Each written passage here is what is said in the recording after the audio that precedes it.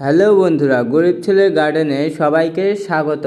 আজকে একটি ভিডিও নিয়ে চলে আসলাম ড্রাগন গাছে। ভিডিওটি সম্পূর্ণ দেখার অনুরোধ রইল।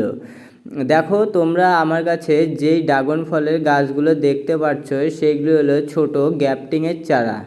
এবার আমি টেলিস পদ্ধতিতে ড্রাগন গাছগুলো আমার ছাদ বাগানে বসাচ্ছি। আশা করছি যে তোমরা যারা ছাদে ড্রাগন গাছ লাগাতে ইচ্ছুক তারা অবশ্যই 3-4টি ভ্যারাইটি নিয়ে ছাদে রোপণ করার পর টেলিস পদ্ধতিতেই কাজটি করবে, তাহলে গাছগুলো সাজানো গোছালো থাকে। আর তোমরা আমার কাছে কিছু চারা দেখছো ড্রাগন গাছের। আমার কাছে এখন রিয়ার 5টা নতুন ভ্যারাইটি আছে। একটা হলো বেবি চিরার্ডো, আসন্তা গ্রুপের আসন্তা 3, ব্ল্যাক আফ্রিকানা, ইকুয়াডোর পালোরা আর হাওয়াইয়ান অরেঞ্জ। এই 5টি ভ্যারাইটি এক লাইনে আমার ছাদ বাগানে আমি রোপণ করছি। তোমরা প্রথমেই দেখতে পাচ্ছ যে ছোট ছোট টবে বসানো আছে। আমি প্রথমে অনলাইন থেকে গ্যাপটিংয়ের চারা কালেক্ট করে প্রথমে আমি ছোট পাত্রে বসিয়েছিলাম।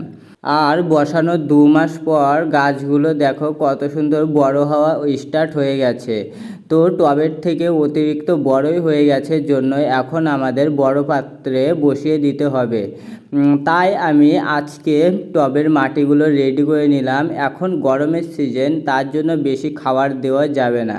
তার জন্য আমি 2 বালতি গোবর সার, 1 বালতি মাটি আর হাফ বালতির মতন বালি মিক্স করে মাটিটিকে আজকে রেডি করে রাখছি। কালকে ঠিক টাইমে গাছগুলোকে আমি রোপণ করে দিব। এমন করে তোমরা মাটি রেডি করার পর একদিন অন্তত গ্যাপ দিয়ে গাছগুলো গাড়বে, তাহলে সঠিকভাবে গাছগুলো গ্রোথ নেওয়া শুরু হয়ে যাবে খুব তাড়াতাড়ি। আর ভিডিওটি কেমন লাগলো কমেন্ট করে অবশ্যই জানিও। আর চ্যানেলটিকে নতুন হলে সাবস্ক্রাইব করে রাখো।